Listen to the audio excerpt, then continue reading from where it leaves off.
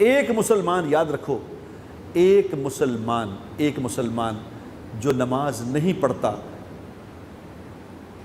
ہم کہتے ہیں کہ جی اب ہم اپنا موازنہ کرتے ہیں گوروں کے ساتھ کہ وہ بھی تو زندگی گزار رہے ہیں، وہ تو کوئی اللہ کو نہیں مانتا، وہ تو مزے کر رہے ہیں۔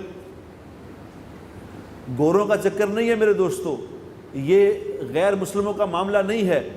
دنیا میں غیر مسلموں کے اعمال زمین پہ اثر انداز نہیں ہوتے، مسلمان کے اعمال اثر انداز ہوتے ہیں۔ غور سے سن لو، مسلمان کے اعمال اثر انداز ہوتے ہیں، کیونکہ مسلمان کا معاملہ آخرت کے ساتھ ہے، ان کا تو معاملہ آخرت کے ساتھ ہے ہی نہیں، وہ کرے نہ کرے۔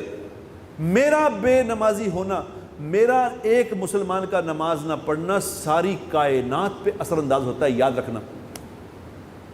یہ نہیں کہ میرا اللہ کا معاملہ ہے، اکثر لوگ کہتے ہیں میری نماز تو میرا اللہ کا معاملہ ہے، اور میرا اللہ کا معاملہ نہیں بھائی، یہ تیری نماز پوری انسانیت پہ اثر انداز ہو رہی ہے، تیرا عمل پوری انسانیت پہ اثر انداز ہو رہا ہے۔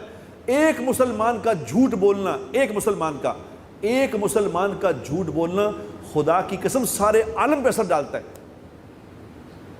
یہ نہیں کہ میرا معاملہ ہے، میرا نہیں ہے یہ معاملہ۔ ایک بے نمازی کی نحوست، حدیث کتابوں میں لکھا ہے، ایک بے نمازی کی نحوست 360 گھروں تک جاتی ہے۔ ہم سمجھنے بات ہی کچھ نہیں، میں ہوں بابا، میری وجہ سے۔ حدیث میں نہیں آتا، آپ نے یہ بات نہیں سنی ہوئی کہ جب دنیا میں ایک آدمی اللہ اللہ اللہ کہنے والا نہیں رہے گا تو اللہ اس ساری کائنات کو ختم کر دیں گے؟ نہیں سنی بات؟ یہ ایک اللہ اللہ کہنے والے پہ پوری کائنات کھڑی ہے۔ آپ کہہ رہے ہیں میرا عمل اثر انداز نہیں ہو رہا، کیا بات کر رہے ہو؟